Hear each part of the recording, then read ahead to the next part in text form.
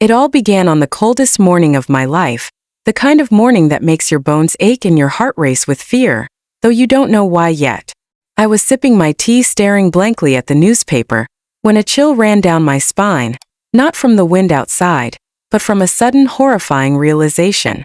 My bank account, it was empty. Every single penny I had saved over decades gone. And the transactions weren't just random. They were precise, calculated, and traced directly to the people I trusted most. My son, his wife, and even her mother. My hands shook as I scrolled through the statements, my mind refusing to accept what I was seeing. How could someone I had raised with my own blood and love betray me like this? I tried to call him immediately, my fingers trembling as I dialed his number. The phone rang and rang, but it went straight to voicemail. My heart pounded louder with every ring. I left a voice message, my voice cracking under the weight of shock and anger, demanding an explanation. But deep down I already knew the truth. My son had planned this meticulously. He had waited for the perfect moment when I was preoccupied, trusting, and unsuspecting. He had emptied my account, packed his bags, and left town with his wife and mother-in-law, vanishing like shadows in the night. I felt a strange mixture of grief and rage bubbling inside me. For years I had sacrificed everything for my family. My home, my comfort, my career, all of it went into providing for them. And this was the reward? Betrayal, deception, and complete disregard for the person who had given them life, love, and security. But as the initial shock faded, a burning determination replaced it. I would not let this go unanswered. I would not let them think they could humiliate me and walk away unpunished. I remembered the countless nights I had spent worrying about my son, teaching him manners, ethics, and the value of hard work. He had been my pride once, the boy who made my heart swell every time he achieved something. But now, he had turned that love into a weapon, and I had become the victim of his greed. The betrayal felt like a knife twisting in my chest, sharp and unrelenting. Yet somewhere deep inside, a tiny spark of hope flickered. If they thought I was helpless, they had gravely underestimated me. I decided to start quietly gathering information. First, I contacted the bank, explaining the situation, filing complaints, and tracing the transactions. The bank officials were polite but cautious. After all, this was a family matter, and many tried to resolve such cases quietly. Still, I knew that bureaucracy alone would not bring justice. I needed evidence, a plan, and patience. I needed to understand every move my son had made, the contacts he had relied on, and the network that enabled him to disappear with my hard-earned money. Days turned into nights as I immersed myself in this investigation. I found out their travel plans, the hotel chains they favored, the online accounts they had used. Every detail added to my resolve, turning the initial pain into a clear, focused purpose. I could feel the tide of control slowly shifting back to me, not through brute force but through strategy. I would let them make the first mistake, underestimate me, and then when the moment was right, I would strike with precision. But life has a strange way of testing your patience and morality. Even as I plotted my revenge, memories of my son as a child, innocent and full of laughter, flashed through my mind. The boy who had once clung to my hand while learning to ride a bicycle, the teenager who had cried when I scolded him for the first time. All of that made the hatred bitter and complicated. Could I really punish him? Could I let anger consume me so completely that I destroyed the relationship beyond repair? The answer came swiftly and firmly. This was not about revenge for the sake of cruelty. This was about justice, about ensuring that the betrayal of trust did not go unanswered, about protecting myself from further harm. I started leaving subtle breadcrumbs, tracing their locations discreetly. Technology became my ally. Social media posts, credit card alerts, and even casual mentions on messaging apps gave me glimpses into their lives. They were careless, arrogant in their sense of security, and foolishly confident that I would remain powerless. Every small slip fueled my plan, sharpening it like a blade. I realized that the biggest mistakes people make after betrayal are underestimating the person they hurt. And I would not make that mistake. The first week after discovering the theft was the hardest. I barely slept, my mind constantly replaying the betrayal, imagining their smug faces and hearing their laughter at what they thought was my helplessness. Yet, amid the sleepless nights, I felt a strange thrill, a sense of awakening. I was no longer just a victim. I was a strategist, a planner, and soon I would be the one in control. The tables were about to turn, and the moment I had envisioned in the dark corners of my mind would soon become reality. And so, with a heavy heart but an unwavering resolve, I began the path toward reclaiming what was mine. Not just my money, but my dignity, my trust, and the respect that my own son had shattered in one careless, greedy act. This was not the end of the story. It was the beginning of a journey filled with suspense, cunning, and a revelation that none of us could have predicted. It didn't take long for the first real break to come, though it arrived in a form I hadn't expected. Humility disguised as carelessness. My son's arrogance was his undoing. As I watched their social media accounts, petty, glittering, and loud with the kind of showy posts only people who believe themselves untouchable make, I noticed a pattern.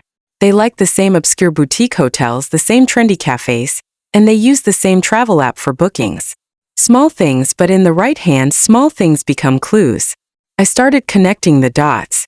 The transfers that emptied my account had been routed through a collection of accounts, some under fake names, others tied to overseas wallets that made tracing difficult. But not impossible. I hired a local private investigator, an old friend of mine who owed me more than a favor. He had the look of someone who'd seen too many family scandals and not been surprised by any of them. He worked quietly, the way you want people to work when your worst fears involve the people you love.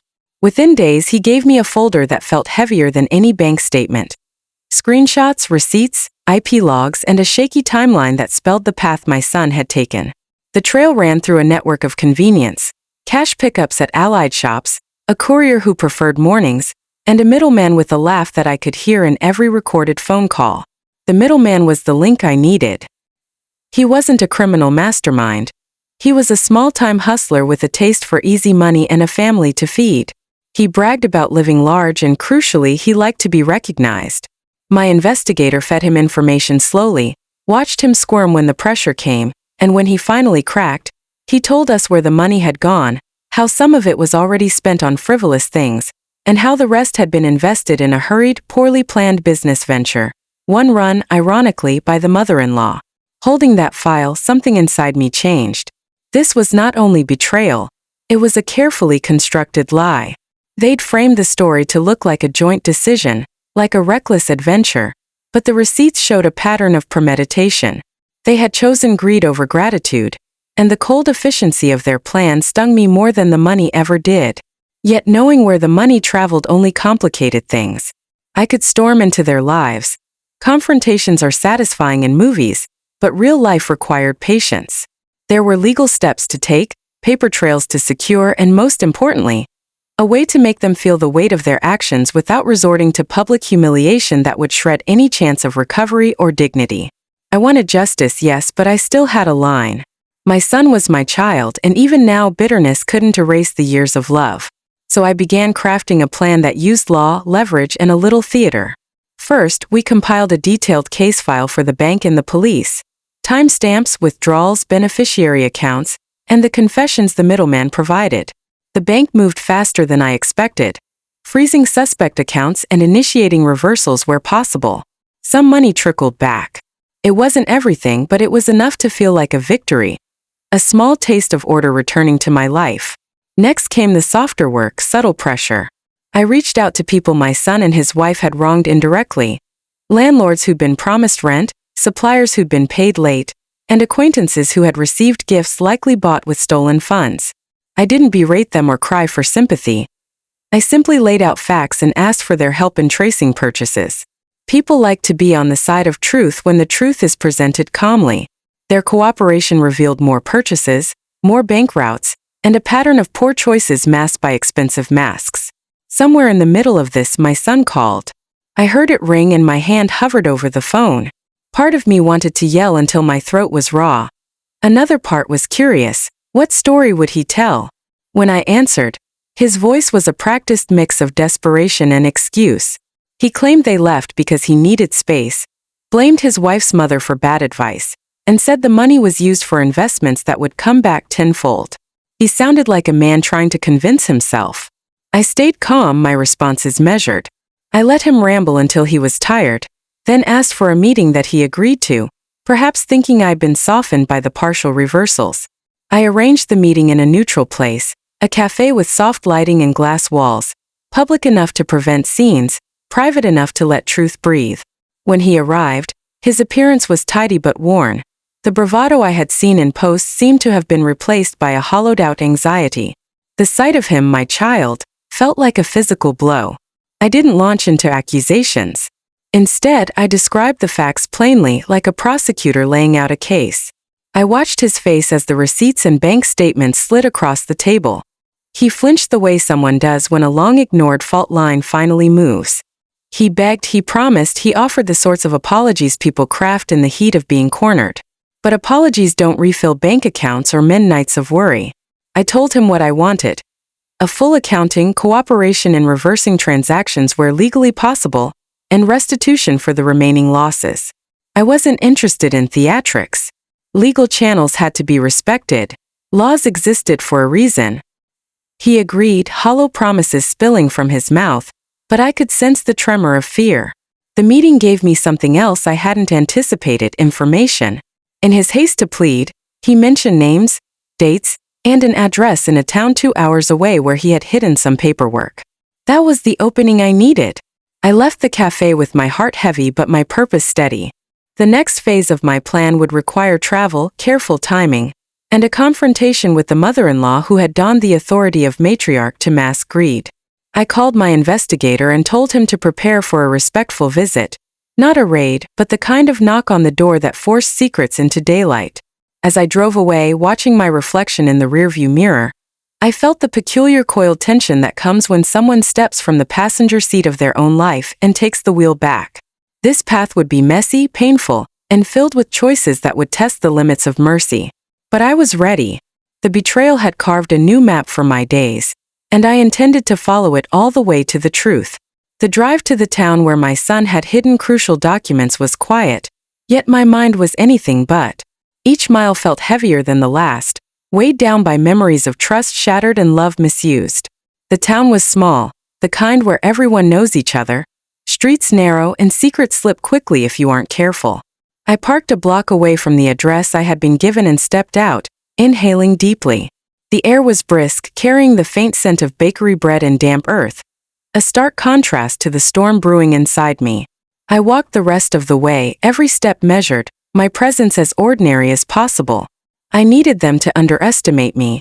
Arrogance had been their ally so far, and it was my turn to wield patience as a weapon. When I reached the house, I paused, observing through the slightly ajar curtains. Inside, the mother-in-law was meticulously counting a stack of cash, her face tight with concentration, unaware of how close justice had come. Beside her, my son and his wife argued in hushed tones, pointing to papers strewn across the table. They didn't notice me. They never did. I tapped lightly at the door, and when she opened it, her face froze mid-smile. I introduced myself as a distant acquaintance, someone interested in helping them organize finances for future stability. Her eyes darted nervously to my hands. I carried nothing threatening, only a folder of notes and evidence. I thought you might appreciate a fresh perspective, I said evenly. My calm tone, measured and firm, threw them off balance. It's funny how the smallest hint of confidence can unsettle those used to arrogance. They invited me in, clearly not seeing the storm behind my eyes. Once seated, I asked simple questions about their investments and spending. My son tried to weave stories of entrepreneurial risk, the wife chimed in with half-truths, and the mother-in-law dominated the conversation with an air of authority. Every answer was inconsistent, betraying panic beneath practiced smiles. I nodded thoughtfully at each, occasionally jotting down notes, letting them feel heard while the real work of observation and deduction continued silently. Small details, the wrong bank form, the misspelled name on a receipt, the miscalculated transfer date, were threads I could pull, and I intended to pull them all. Hours passed. I maintained the guise of a helpful consultant, while every word they spoke, every gesture became evidence. By the time I left, I had mapped nearly every transaction, every lie, and every weak point in their scheme. But the most important discovery came in the form of a confession I elicited without them realizing it. The mother-in-law, confident in her dominance, mentioned in passing that some money had been diverted to a secondary account for emergencies. A secondary account no one else knew about. Jackpot! That single detail was enough to plan the next phase. Back in my own car, I allowed myself a brief smile. Patience was paying off. They had grown careless, arrogant in their belief that they were untouchable, while I had grown meticulous, deliberate, and unyielding. This was no longer about money alone. It was about the principle, about teaching them that trust, once broken, exacts a price. But I also knew revenge had to be measured. It couldn't be blind anger.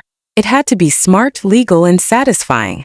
Emotional explosions could make a great story in the movies, but they left chaos that I couldn't control.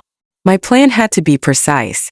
I contacted a trusted lawyer, sharing only the evidence I had gathered. We strategized a legal approach that would freeze remaining assets, initiate restitution claims, and keep my son and his family on edge without public spectacle. There was elegance in legal leverage. It's quiet, unstoppable, and irreversible. Meanwhile, I instructed the investigator to follow subtle patterns. When they left the house, where they shopped, who they contacted for favors. Every breadcrumb they left strengthened the foundation of the case.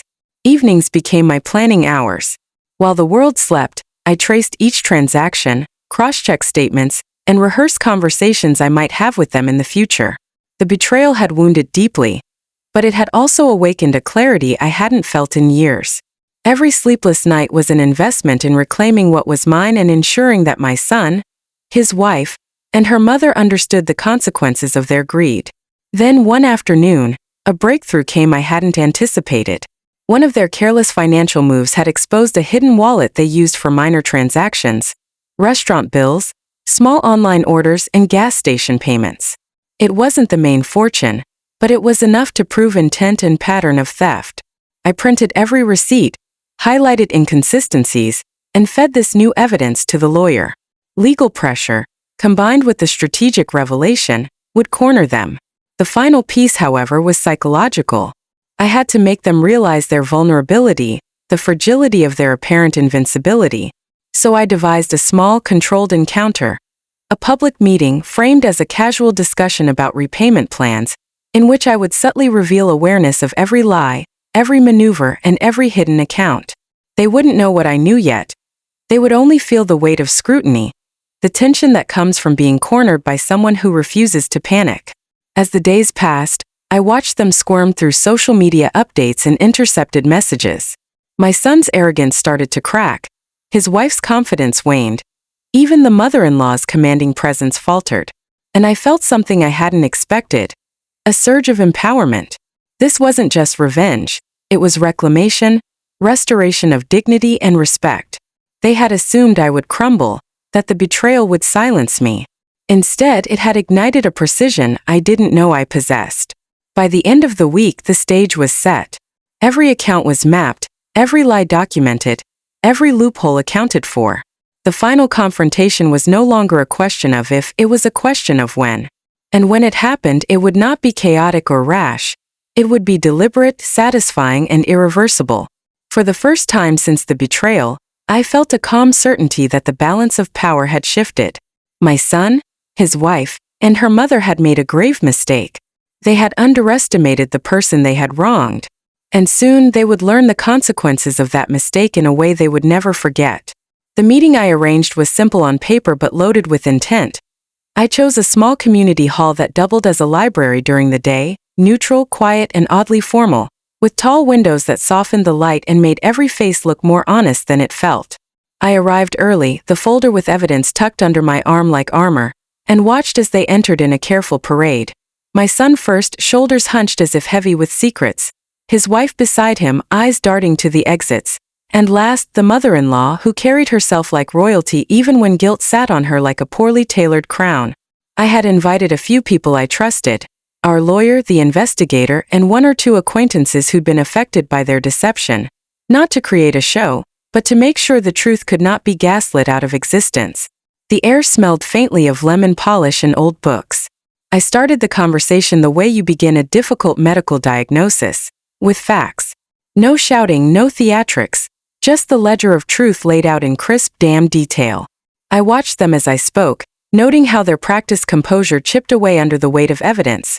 Receipts that matched the dates their social posts bragged about dinners, bank transfers timed with hotel check-ins, and testimony from the middleman who had finally admitted everything when faced with the possibility of real jail time. My son's fingers drummed in irregular rhythm on his knee. His wife's jaw clenched so hard I thought I heard a brittle click beneath the polite air. The mother-in-law, who had always believed herself untouchable, shifted in her seat like a queen realizing her crown had been pried loose. I didn't yell. I didn't need to. The presence of witnesses, neighbors who had been duped into lending money, a supplier who had been stiffed, the lawyer with a calm but immovable stare, made the room itself a court of conscience. When I finished, I placed one final item on the table, not of paper but of simple human consequence. A timeline of restitution options, drafted carefully by my lawyer to be fair yet strict. I offered them a choice: cooperate and begin repaying through an agreed legal channel, return what could be returned, and accept monitored steps toward making amends, or refuse and watch as the legal machinery, patient and relentless, closed in with freezing orders, police inquiries, and civil suits that would not only claw back funds, but also ensure they could not hide behind the comfortable fiction that family ties exempt you from responsibility. The mother-in-law opened her mouth to retort, but the supplier in the corner, a man with calloused hands and a weary face, spoke first. He described deliveries left unpaid and faces of his own grandchildren who had been told no when medicine was needed because someone had used money they were promised. The room shifted. My son finally broke, not into theatrical apologies but into an almost physical collapse of composure, the sort that comes when every exit is blocked and you can only feel the full measure of what you've done. He begged, offered promises that had a hollow ring, proposed half measures and payment plans that were fantasies rather than plans. I listened, and then I used the only currency stronger than his excuses: clarity. I told him the restitution would be structured, recorded, and verified. There would be no whispered deals, no private borrowings that would vanish into another account. He would sign the agreement in front of witnesses, and his wife and mother would be bound by it too. If they resisted, I reminded them gently but firmly that legal options were not threats but realities. Banks had frozen accounts, and police records were beginning to take shape. The mother-in-law for the first time made a move I hadn't predicted. She tried to flip the script, accusing me of being dramatic, of misreading the signs, and of trying to punish family for a misunderstanding. It was a last-ditch theater meant to appeal to sympathy, and for a heartbeat I felt a tangle of doubt.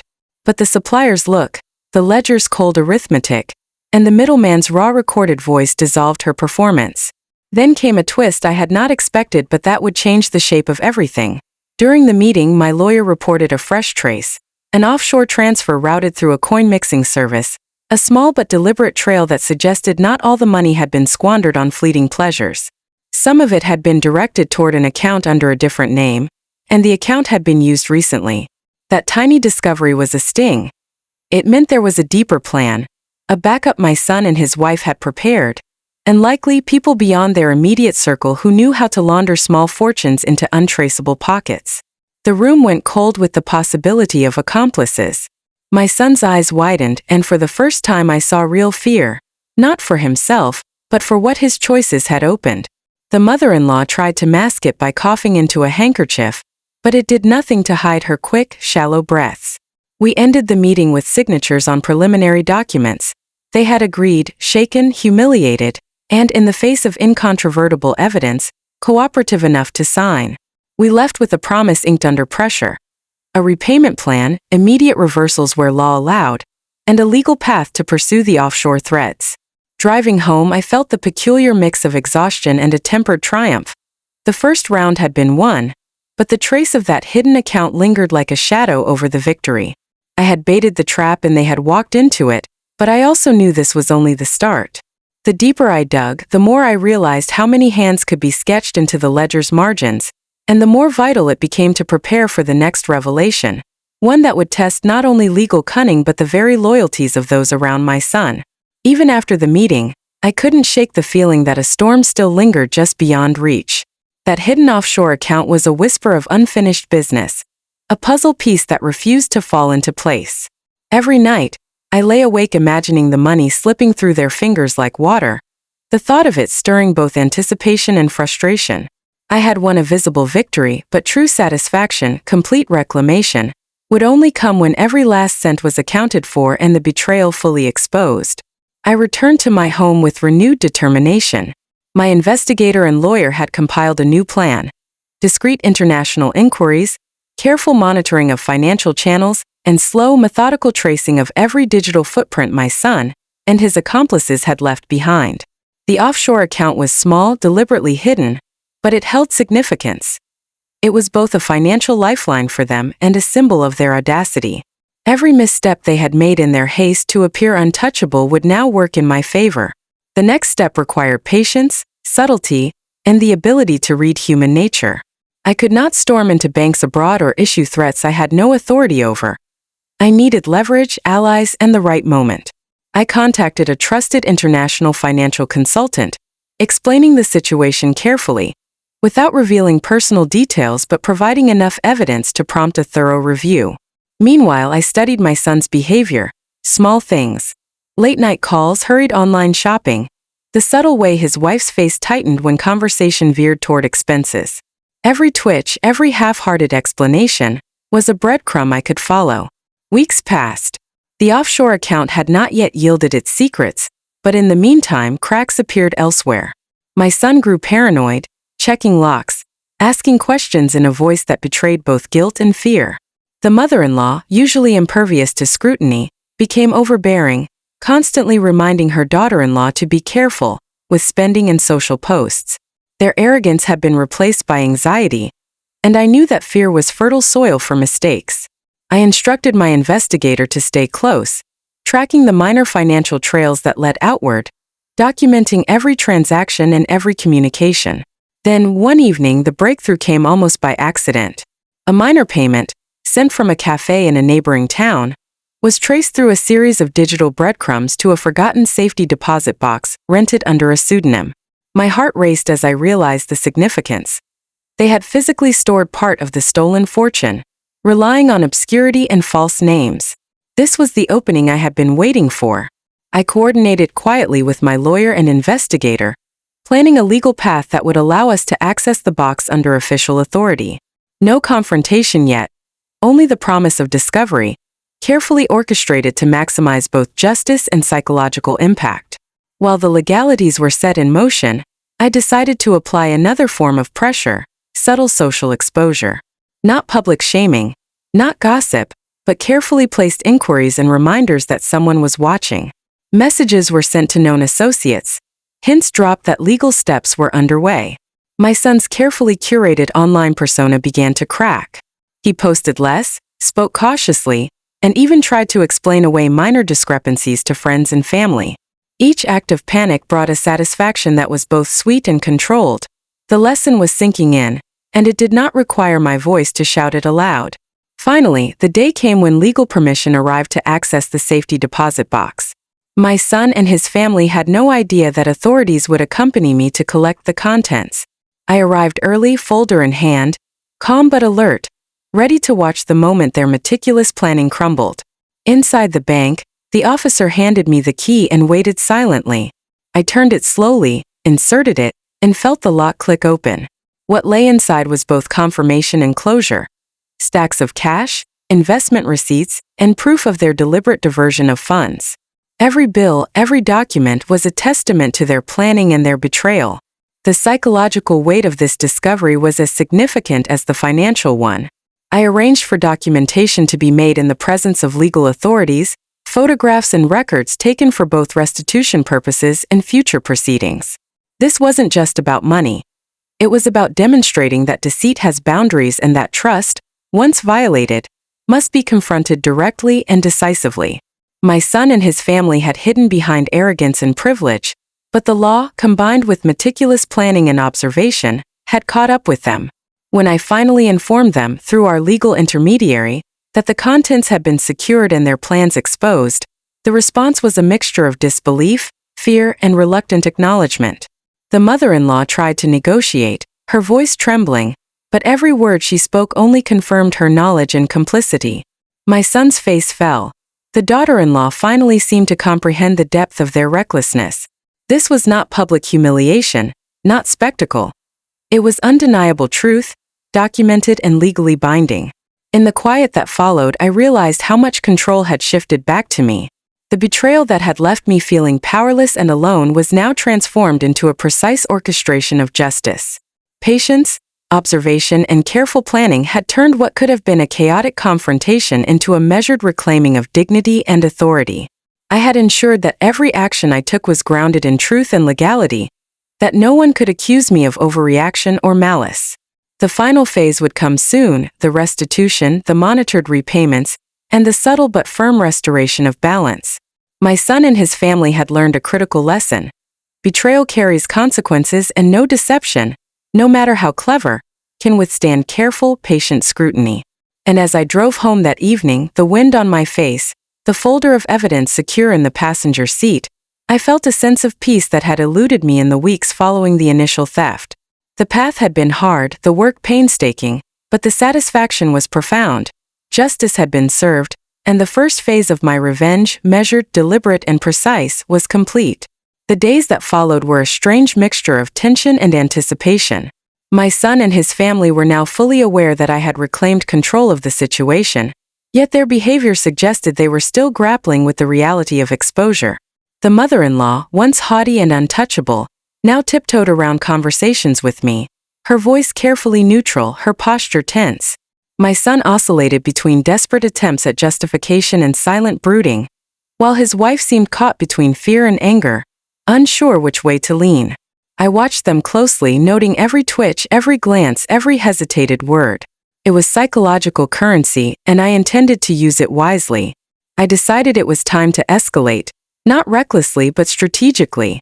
I wanted them to understand that while money could be tracked and reclaimed, trust and respect, once broken, demanded restitution on multiple levels. So I arranged a formal meeting at my home, ensuring that it was calm, private, yet documented. I had the lawyer present, the investigator nearby, and a clear agenda: restitution, repayment, and accountability. I wasn't interested in drama.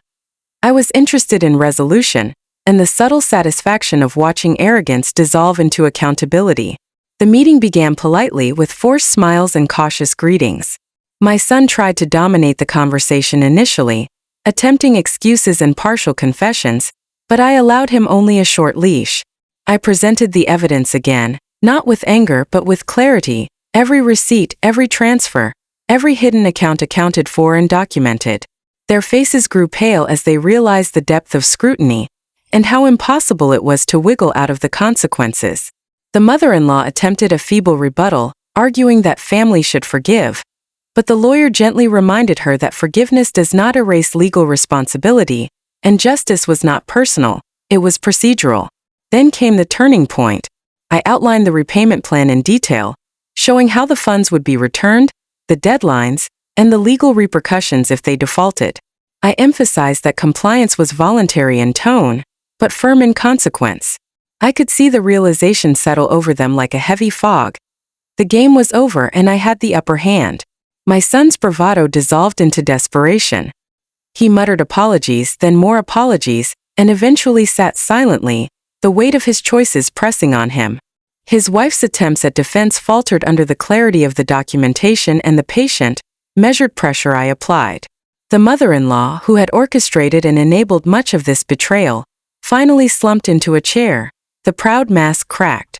I decided to leverage a final psychological strategy. I didn't yell, I didn't humiliate them publicly, but I let the weight of their mistakes be felt. I recounted, calmly and precisely, the sacrifices I had made over the years, the nights spent worrying, the trust placed in them that had been repaid with greed. I described the stress, the sleepless nights, the emotional toll of their deception, not as accusation, but as the undeniable truth of their actions. Each word landed like a pebble in water, creating ripples of guilt and recognition that no excuse could erase. The mother-in-law finally spoke, in a voice so small it sounded like a whisper of the woman she used to be. We didn't realize," her sentence trailed off. I didn't need her to finish. The damage was done. My son's head hung low, and even his wife seemed to shrink into herself, aware that the control they had wielded so carelessly was now completely stripped away. They had underestimated me, believed their cunning would shield them, and now they were confronting the consequences of every selfish act. The lawyer outlined the next steps: formalized repayment schedules, monitoring of bank accounts, and legal oversight to ensure compliance. I insisted on transparency, not vengeance. There would be no secret loopholes, no hidden payments. Justice, after all, was about restoration, not cruelty. The family, defeated but compliant, agreed. The repayment plan was signed, witnessed, and legally binding. It was a small victory in the grand scheme, but a monumental one emotionally. Even then, I didn't stop observing. Small mistakes, nervous gestures, and slips of the tongue indicated that while they were compliant outwardly, fear and guilt roiled beneath the surface. Every conversation, every transaction, was now an opportunity for me to ensure that accountability remained intact. This wasn't about domination. It was about fairness, and the subtle satisfaction of seeing justice executed without chaos. One evening, after the legalities were in motion, I reflected on the path that had brought me here. The betrayal had been brutal, the emotional toll immense, yet the process of reclaiming control had awakened a side of me I hadn't known existed. Patience, observation, strategy, and clarity had turned what could have been a story of loss into a story of empowerment. I had confronted greed, deception, and arrogance, and emerged not only victorious but stronger, wiser, and more aware of the human capacity for both betrayal and accountability. The final act would require continued vigilance. The offshore account, though partially traced, still held secrets, and full restitution demanded attention to every detail. But now, armed with knowledge, legal support, and careful planning, I knew that no deceit could escape scrutiny. My son, his wife, and the mother-in-law had learned lessons they would never forget, and I had ensured that my dignity, my hard-earned resources, and my emotional well-being were restored. In that quiet moment, I realized something profound. Revenge, when measured and executed with intelligence, doesn't require rage. It requires patience, strategy, and a commitment to justice. And as I looked out over the city lights from my home that evening, a sense of calm satisfaction settled over me. The first waves of betrayal had been confronted, the first victories secured, and the path to full restitution and ultimate psychological closure was clear. The story of deceit had become a story of empowerment, and I was now in control, fully aware that while betrayal could wound deeply, wisdom, patience, and determination could heal, and ensure that justice was felt profoundly by those who had sought to undermine it. Even with the repayment plan signed and the immediate threat contained, I couldn't rest. Something lingered in the back of my mind like a shadow refusing to be ignored. The offshore account that my son and his accomplices had tried to hide. It was small, elusive, but it represented their arrogance, the part of them that believed they could escape consequence entirely. I knew that to fully reclaim my peace and ensure they truly felt the weight of their betrayal, I had to uncover every last trace. I coordinated with the international financial consultant, feeding them the data I had gathered while keeping my son and his family unaware of the depth of scrutiny. Every transaction they had attempted to conceal became a thread I could pull, every irregularity a crack in the wall of their false confidence. Days of careful tracing turned into nights of meticulous observation, analyzing patterns and connecting dots that would have seemed invisible to anyone else. And then finally the breakthrough arrived. A tiny recurring transfer disguised as a subscription fee, routed through multiple intermediary accounts and layered to appear harmless. It was clever but not clever enough. The discovery of that account changed everything. I realized that the full truth had not yet hit my son and his wife. They still thought part of the stolen fortune remained beyond my reach. I decided that the revelation itself would be part of the final act, a psychological turning point designed to deliver maximum impact without cruelty. Timing was essential. The meeting to disclose the account had to be neutral, public enough to prevent theatrics, and private enough to ensure they couldn't escape accountability. I arranged for the meeting in a small but well-lit office space downtown, with the lawyer and investigator present, and the documents ready. My son and his family arrived, still tense from the previous encounters, but with a faint glimmer of hope. They believed the ordeal was nearly over. I allowed them a few moments to settle, then presented the facts calmly, like a teacher revealing a lesson rather than a parent punishing a child. The offshore account, every hidden transaction, and the recently traced transfers were laid bare. The shock on their faces was immediate, a mixture of disbelief, fear, and regret. For a moment no one spoke. I let the silence hang, allowing the weight of revelation to settle fully. My son's hands trembled slightly on the table, His wife's eyes widened in panic, and the mother-in-law's carefully constructed mask cracked completely. They realized finally that no stone had been left unturned, no transaction untraced, and no deception would go unexposed. The psychological impact of being cornered, knowing that every attempt to hide or manipulate had been anticipated, was far more powerful than any angry confrontation could have been. Then I spoke calmly, without accusation but with absolute clarity. I reminded them of the trust they had shattered, the nights I had spent worrying, the sacrifices I had made, and the betrayal they had orchestrated. I emphasized that justice was not vengeance but accountability, the principle that one cannot take what is not theirs without consequences. Every word landed with the weight of inevitability. My son tried to interject, offering excuses, promises, and partial confessions, but the documents and evidence were undeniable. The hidden account had been traced, photographed, and documented by authorities and independent consultants. Every attempt to justify their actions now rang hollow. I then presented the final plan for restitution and oversight. The offshore funds, previously believed inaccessible, were now frozen under legal authority and scheduled to be returned incrementally under monitored conditions. My son, his wife, and the mother-in-law were required to provide full cooperation, including signatures and verification at every stage. Resistance was futile. The law and evidence were aligned. The satisfaction I felt was not born of anger but of resolution, the restoration of order and dignity after the chaos of betrayal. The meeting concluded with the family sitting in stunned silence, the enormity of their miscalculations fully realized. I left them with a final thought, not as a threat, but as an observation. Deceit, no matter how well disguised, eventually reveals itself, and trust, once broken, demands acknowledgement.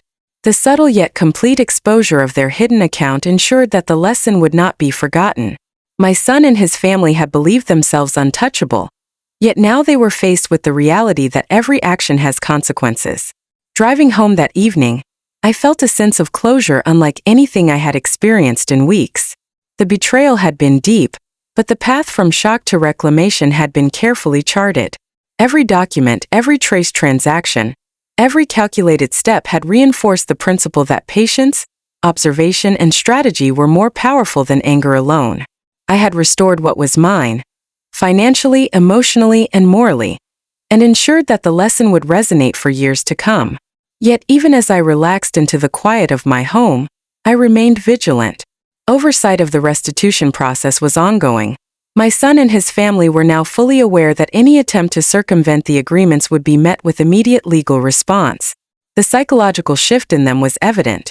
Fear, respect, and a cautious humility had replaced arrogance and recklessness. They had experienced firsthand the consequences of betrayal, and the knowledge of complete exposure, the hidden offshore account revealed, was the ultimate closure. As the days passed, I observed the gradual compliance and the incremental return of funds. Each small step taken by my son and his family reinforced the balance that had been disrupted by greed. The mother-in-law, once domineering, now coordinated cautiously, ensuring that each move aligned with restitution obligations. My son, initially defiant and reckless, learned the boundaries of accountability. And through it all, I remained calm, measured, and in control, a stark contrast to the chaos they had attempted to impose on my life. Finally, I allowed myself to acknowledge the full impact of what had been achieved. The betrayal, though devastating, had not left me powerless. Through meticulous planning, strategic action, and unwavering patience, I had transformed victimhood into empowerment, chaos into order, and deception into accountability. My son, his wife, and her mother had learned that while greed may offer temporary gain, it cannot withstand careful scrutiny and determined justice. The story, which began with a single act of betrayal, had reached a moment of reckoning. And though the journey was far from simple, the lesson was clear. Patience, clarity, and strategy can reclaim what is lost, restore dignity, and ensure that those who betray learn the weight of their actions in a manner that is both just and unforgettable. The following weeks were both tense and strangely cathartic. Each day, my son and his family were reminded of the magnitude of their betrayal. Yet with each repayment and legal compliance, the burden of their guilt grew heavier. I watched carefully from a distance, allowing them space to feel the consequences of their actions, yet ready to intervene if they attempted any misstep. There was a certain satisfaction in observing how arrogance erodes when responsibility becomes unavoidable.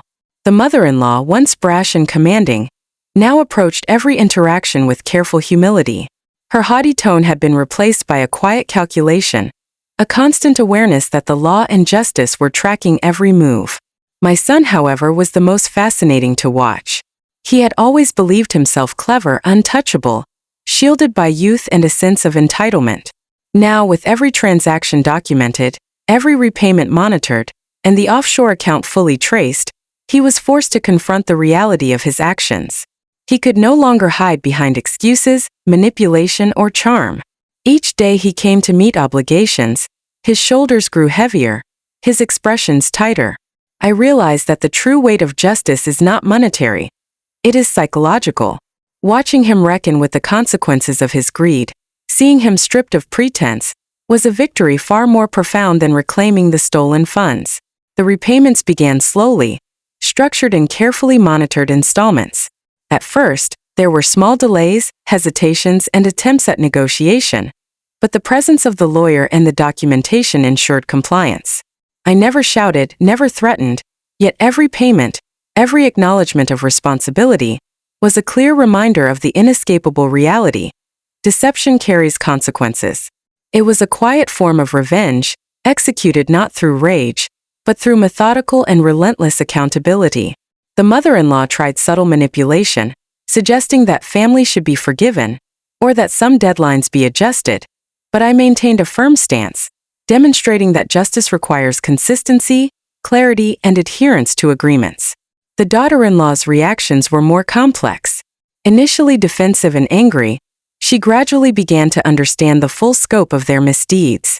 She watched her husband and mother navigate their exposure, the legal oversight, and the restitution plan, and I sensed her guilt growing, not for the first betrayal, but for the way she had enabled it. Her arrogance waned, replaced by the cautious humility that often accompanies a hard-earned lesson. I allowed this observation to guide my next steps, understanding that true resolution required acknowledgement from all involved, not just financial restitution. One afternoon, during a routine meeting to confirm repayment progress, I made a subtle but deliberate move. I presented an updated ledger, reflecting both the funds already returned and the final amounts remaining, along with a brief timeline of transactions. I did so calmly, without accusation or dramatics, yet the effect was immediate. My son's eyes widened, the daughter-in-law's jaw tightened, and the mother-in-law's hand trembled slightly as she reached for the papers. They realized fully and definitively that there was no hiding, no delaying, no avoiding the consequences. The psychological weight of exposure had reached its apex, and the full reality of their actions settled on them like a physical presence. That evening, as I left the office, I felt a sense of quiet triumph. The revenge I had meticulously crafted was not about humiliation or vindictiveness. It was about justice, accountability, and the restoration of dignity. The stolen funds were being returned, the legal framework ensured compliance, and the psychological lesson, the understanding that deceit has consequences, was indelibly imprinted on my son and his family. It was a victory of patience, observation, and strategy over impulsiveness and greed. In the following days, compliance became routine. Each installment payment, each acknowledgement of responsibility, further reinforced the lesson. My son had learned to check every action against accountability. His wife's previously brash confidence had been tempered by experience, and the mother-in-law, who had believed herself untouchable, now approached every conversation with caution and respect. The transformation, forced by circumstance and consequence, was evident in every interaction. They were no longer untouchable. They were human, fallible, and aware of the weight of their actions. Finally, the last phase arrived. With the final repayments scheduled and the hidden accounts fully traced, I arranged a concluding meeting. I did not gloat. I did not mock. I simply presented the completed records, confirmed the total restitution, and allowed them to see the full measure of their recklessness and the comprehensive nature of the consequences.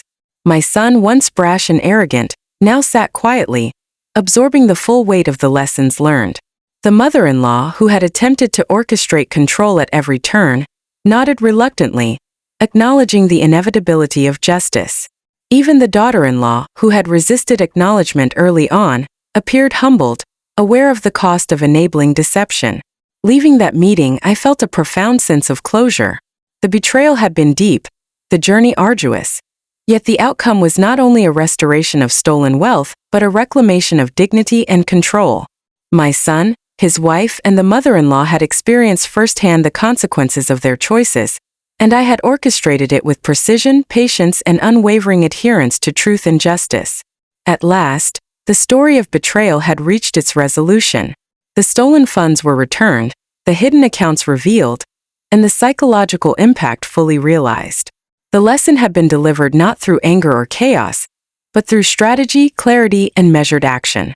And in that victory, I discovered something more valuable than money: the power to reclaim control, restore dignity, and ensure that betrayal, no matter how audacious, cannot escape consequence. The final weeks were marked by a strange calm. My son, his wife, and the mother-in-law had settled into a rhythm dictated by restitution, oversight, and the inescapable awareness that every action was observed. Gone was the arrogance, the casual deceit, the careless laughter that once filled their conversations. In its place was a quiet, almost reluctant respect, a recognition that the game they had tried to play was over, and that the consequences of betrayal were no longer theoretical.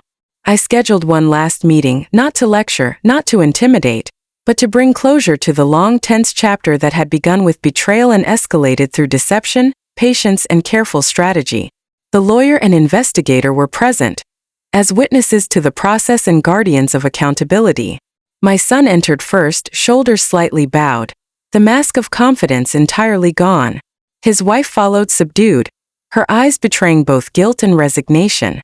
The mother-in-law, once untouchable and imperious, approached with a careful, measured posture, aware that the room and reality itself no longer bent to her will. I began the meeting calmly, presenting the final ledger, the documentation of every transaction, the repayments completed, and the fully traced hidden accounts. I did not need to raise my voice. The facts themselves spoke with authority. My son's head dropped lower as he absorbed the full scope of the evidence. The daughter-in-law's hands fidgeted nervously in her lap, and the mother-in-law's posture softened as the reality of their reckoning became undeniable. This was the moment when arrogance, deceit, and greed met the immovable wall of accountability, and it was beautiful in its quiet inevitability. I spoke slowly and deliberately, recounting the journey from betrayal to restitution, emphasizing the lessons that had been learned, the truths that had been revealed, and the consequences that had been endured. I highlighted that this process was not driven by malice but by principle, that trust, once broken, must be confronted, and that deception, no matter how clever, cannot withstand clarity, patience, and strategy. Each word landed like a measured hammer, precise, unavoidable, and lasting. Then, without ceremony, I presented a final symbolic gesture. A simple envelope containing documents that confirmed the complete closure of the financial and legal chapters. It was a gesture of finality, a tangible representation of the balance restored, and a subtle assertion that while justice had been exacted, cruelty had not been employed. My son, his wife, and the mother-in-law all received their copies, acknowledging the completion of a process that had transformed their lives and redefined their understanding of responsibility. The air in the room shifted. Gone was the tension that had defined every prior encounter. Replaced was a sober acknowledgement of truth, a quiet respect for the inevitability of accountability, and the recognition that the lessons they had learned would remain with them long after the meetings ended.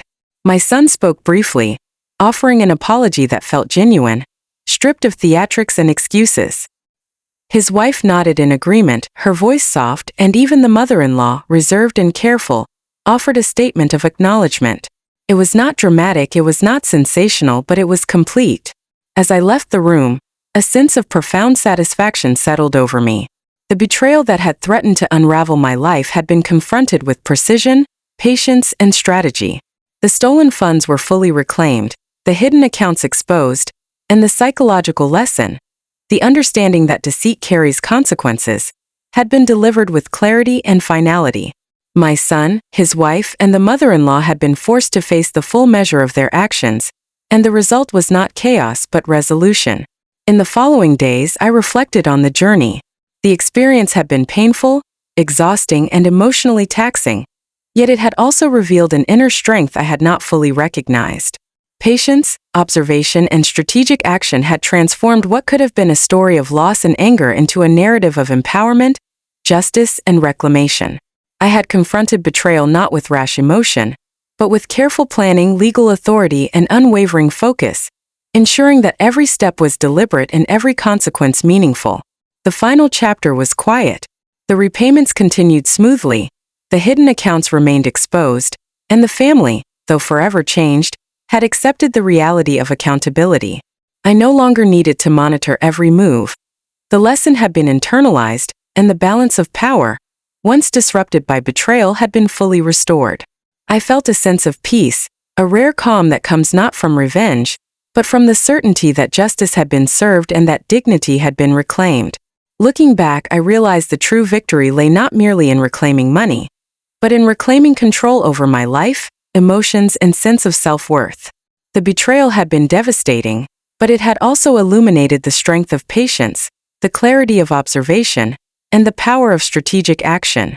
My son, his wife, and the mother-in-law had learned, in the most profound way, that greed and deception cannot triumph over integrity, preparation, and justice. And so the story concluded, not with anger or chaos, but with quiet triumph, measured revenge, and ultimate closure. The betrayal had been met with precision, the stolen fortune reclaimed, the hidden accounts revealed, and the lesson indelibly, firmly, and irrevocably learned. In the calm that followed, I finally allowed myself to breathe, knowing that the balance had been restored, justice served, and the story of betrayal transformed into a story of empowerment, resilience, and undeniable victory. So tell me, did you enjoy this story? And which city in the world are you watching from? Share your name and city in the comments. I'd really love to read them. If this story touched your heart, even a small thank you from you means more than words can express. Your love and support give me the strength to keep creating more stories for you, and I'll be eagerly waiting to read your feedback. On your screen now, you can see 2 more incredible life stories that I highly recommend watching. Don't forget to like this video and subscribe to the channel. Your one like and subscribe mean the world to me. See you again in the next life story.